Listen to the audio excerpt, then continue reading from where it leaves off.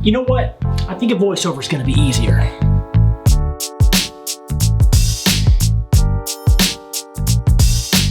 Remember back in the year 2000 when JetBlue first came on the scene? I don't either, but I vaguely recall that it was launched as a feature-rich carrier, featuring perks such as live TV at every seat and Sirius XM satellite radio. They promised to do things differently than the legacy carriers of the time. I didn't care, of course, since I wasn't flying much back then, and I would have sold my soul to obtain more Northwest Airlines points. I don't want to say that I was a World Perks whore or anything, but describing it any other way wouldn't accurately portray my loyalty to Big Red. In other words, JetBlue sounded like a really neat concept, but I couldn't earn World Perks points by flying with them, and therefore, they were dead to me.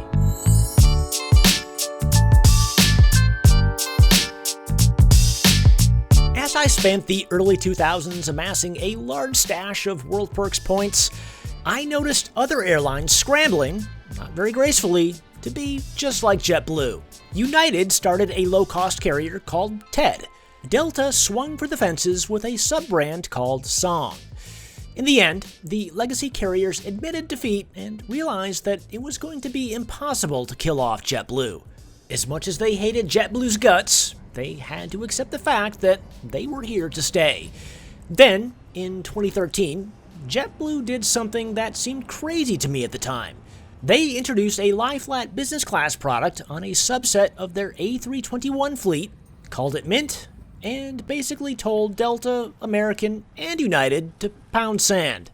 To everyone's surprise, JetBlue aggressively entered the premium transcon market, a market that had been stagnant and excessively overpriced for decades. By this time, thanks to that horribly depressing buyout of Northwest Airlines, I was a Delta flyer. Sky miles were my new thing. I didn't want no stinking JetBlue Mosaic points, and, well, I still wasn't a believer in what they were trying to do. Frankly, it sounded super aggressive and nothing short of wishful thinking. Being the expert travel blogger that I thought I was, I gave them 2 years tops before they failed. Maybe 3 years, depending on how I was feeling that particular day. Fast forward to 2020, and JetBlue pretty much owns the US premium transcon market. Not in terms of the number of flights and overall seat capacity, but in terms of having the best premium seat experience. Go ahead, pause the video, and turn to the person next to you and ask them what their favorite business class seat is between New York and Los Angeles, or Boston and San Francisco. $20 and a free SANspotter t-shirt says that JetBlue Mint is the answer you're going to hear.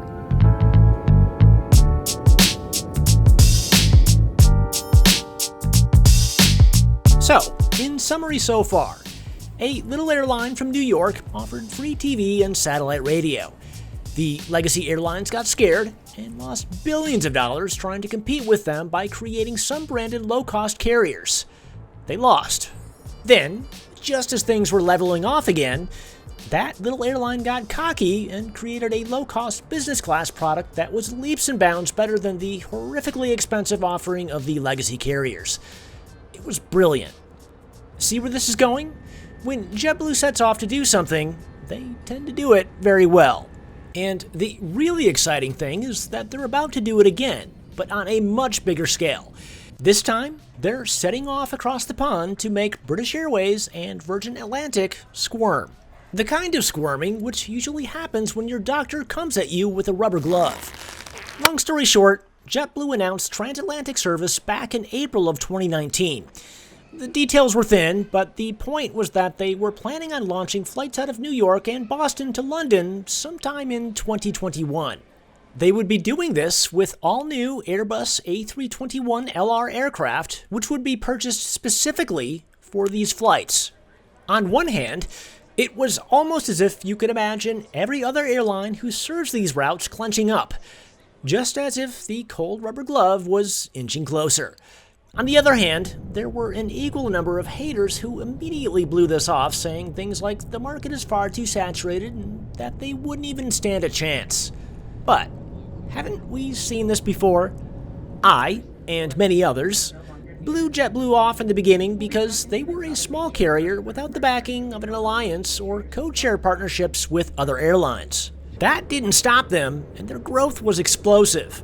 The legacy airlines, the ones with really deep pockets, spent billions of dollars altering their business models to compete with them. They failed. The Mint business class product disrupted the industry by undoing the crusty and stale things that the other crusty and stale airlines had been doing for years. They now own the premium transcon market. How can we assume that once they enter the New York and Boston to London market, that they won't be making all of the other airlines panic? Like, really panic.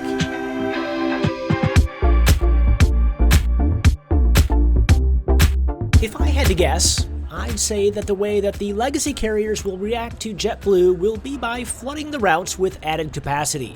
You just know that British Airways isn't going to allow someone new to come in and try to knock them off their throne without a fight. They'll flood the New York and Boston to London market with excessive capacity and low fares, thinking that will be enough to keep people from flying JetBlue. But let's be real here. That's such an old school way of fighting off a competitor. What good is flooding a market with added capacity and low fares if the product isn't competitive? I know, most people choose flights based on price. However, the New York to London market has the highest density of business travelers anywhere in the world, and those are the kind of travelers who will gladly pay more for a better product. Adding capacity with lower fares without bettering the products to fend off competition is perfectly fine on leisure routes such as Regina to Vancouver, for example.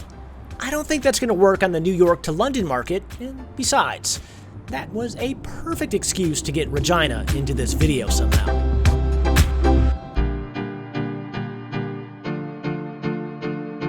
So, what do you think? Am I a total idiot? I mean about the JetBlue thing, not in general. I'm so stupid that I'd probably climb a glass wall just to see what was on the other side. Anyway, I'm going on record as saying that JetBlue will be the number 2 player in the New York to London market within 10 years. They may not be able to knock the crown off the head of British Airways, but if I were any other airline, I'd be worried. Especially since those A321LRs are going to feature an all-new Mint product. That, and the fact that JetBlue has a cult-like following which will follow them wherever they go. Speaking of following, I've got 2 really good suggestions for all you AV geeks out there. First of all is my buddy Kaz from the Dr. AV Geek YouTube channel. If JetBlue ever flies to Japan, he's going to be the guy who's going to review it first. I'll bet anything on that. Then there's my pal Rory from the Trips with Rory YouTube channel. He's the guy to watch for exclusive footage of JetBlue taking swings at the British Airways crown over there in the UK. Huge thanks to the rest of my patrons for supporting the content on this channel. Flying Wyland, Joshua Bedel, and everyone else, I love you more than Northwest Airlines World Perks points. And finally, to the 4 of you still watching, all I have to ask is, why? Thanks for hanging around to the end, and I'll catch you in the next one.